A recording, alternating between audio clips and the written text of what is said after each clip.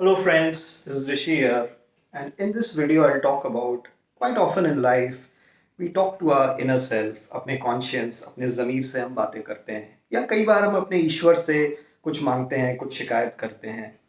But मेरा मानना है कि पॉलिटिशियंस सिर्फ ईश्वर से कुछ मांग सकते हैं क्योंकि वो अपने ज़मीर से बात कर ही नहीं सकते, क्योंकि आदमी अपने ज़मीर को मार के ही पॉलिटिशियन बनता है। और मेरी इस बात को आम आदमी पार्टी के श्री अरविंद केजरीवाल जी ने सिद्ध किया। जिस आदमी के पॉलिटिकल करियर की foundation India against corruption movement पे रखी गई थी, वो आदमी फिर पॉलिटिक्स में आने के बाद अपनी राज्यसभा की सीट बेचता है। 2019 के इलेक्शन के पहले ही wants to have a seat sharing agreement with Congress, जिसको प्रोटेस्ट करके ही वो एक्टिव पॉलिटिक्स में आए थे। And sharing a dais with the likes of DMK etcetera, जिनका प्रोटेस्ट उन्होंने किया था 2G वगैरह के मामले में। तो जो पहले मैं सोचा करता था कि कुछ पॉलिटिशियंस अलग हैं, उनका ज़मीर होता होगा, मेरे इस विश्वास के ऊपर श्री केजरीवाल जी ने झाड़ू फेर दिया। मैं अपने विश्वास की बात कर रहा हूँ, कुमार विश्वास की नहीं। ऐसे ही 2019 इलेक्शंस के पहले कांग्रेस रियलाइज्ड कि ये अपीजमेंट पॉलिटिक्स से अब काम नहीं चलेगा। And the caste based divide politics is also outdated, and majority votes have consolidated.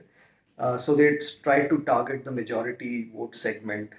He went for a Kailash Mansarovar Yatra, started claiming he's Jane Udhari, started visiting temples. But the voters are smart, the media is pretty sharp, and the lies were exposed. And we know what happened to the 2019 election result. I just imagine कि एक दिन राहुल नींद में है और अपने ईश्वर से बातें कर रहे हैं। एंड राहुल इज लाइक, प्रभु मैंने इतनी भक्ति की फिर भी मैं इलेक्शन हार गया। एंड गॉड इज लाइक, बेटा जो तेरे लिए अच्छा था मैंने वही किया। एंड राहुल इज लाइक, प्रभु क्या कहना चाह रहे हैं कि इलेक्शन हारना मेरे लिए अच्छा था? एंड गॉड इज लाइक, देख बेटा, तेरे फैमिली में जो आदमी जिस फील्ड में केपेबल है उसे उसी फील्ड में रहना चाहिए, अदरवाइज उसका अनर्थ हो जाता है। एंड राहुल इज लाइक, मैं समझा नहीं।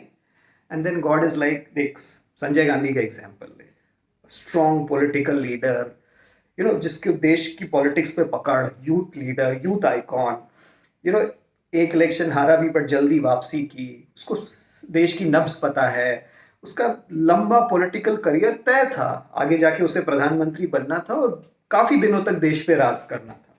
बट क्या किया उसने? प्लेन उड़ाने लगा। रिजल्ट तेरे सामने है। देन तू राजीव गांधी को देख, एयर इंडिया में कमर्शियल पायलट, सरकारी नौकरी, इंटरनेशनल रूट्स की फ्लाइट, ल्यूक्रेटिव जॉब, पेंशन तय थी। मतलब हो सकता था कि एयर इंडिया का CMD बन के भी रिटायर होता, जुगाड़ लग जाता थोड़ा बहुत तो। और रिटायरमेंट के बाद किसी न किसी प्राइवेट एयरलाइंस में executive, non executive, board director, chairman वगैरह की जॉब भी सिक्योर्ड हो जाती। बट सिक्योर्ड जॉब छोड़ के क्या करने लगे? वो एयरलाइंस इंडस्ट्री छोड़ के पॉलिटिक्स में आ गए। रिजल्ट तेरे सामने। और राहुल थोड़ा घबरा जाते हैं कि प्रभु तो मैं क्या करूं? गॉड इज लाइक, बेटा कुछ लोगों का जन्म कुछ नहीं करने के लिए होता है, तो तू उनमें से भाग्यशाली है कि कुछ नहीं करके भी पूरे मजे ले रहा है, तो वही करता रहे। एस्केप वेलोसिटी ऑफ जुपिटर, इधर उधर की बातें, इधर उधर की प्रेस कॉन्फ्रेंस तेरी कट जाएगी आराम से। राहुल थोड़ा मायूस होकर पूछता है, प्रभु इसका मतलब मैं कभी क्या प्राइम मिनिस्टर नहीं बन सकता? And then God is like, बेटा अपने कर्म से तो नहीं बन सकता, किसी के बैड कर्मा हो और उनको सजा देने के लिए कभी तेरा नंबर आ जाए तो उसका मैं आज नहीं कह सकता। And Rahul is again like, प्रभु मेरे समझ में नहीं आया। एंड गॉड इज लाइक, तू डोनाल्ड ट्रंप का एग्जाम्पल ले ले, उसे कहाँ प्रेसिडेंट बनना था? वो तो बैरक ओबामा और सेठ मायस के बैड कर्मा थे। उन्होंने उसको घर बुलाया डिनर पे और उसकी इतनी बेइज्जती की और उस चक्कर में इसका नंबर लग गया। And Rahul is like, but प्रभु सेठ मायर्स और बैरक ओबामा की सजा पूरे अमेरिका को क्यों दी? एंड गॉड इज लाइक, भैया अमेरिका वालों को भी थोड़ा सबक सिखाना था ना। मतलब वो दुनिया का मजाक उड़ाते रहते थे कि इटली में बर्लुस्कोनी जैसा प्रेसिडेंट कैसे बन गया, सद्दाम हुसैन कैसे प्रेसिडेंट बन गया, इंडिया में आप लोग कैसे नेताजी, बहन जी, दीदी, भतीजा जी और न जाने किसको किसको लीडर बना देते हो। तो एक बार उनको भी तो मजा आना चाहिए था ना कि भैया देख तुम्हारे यहाँ भी तो जमूरा बन सकता है प्रेसिडेंट।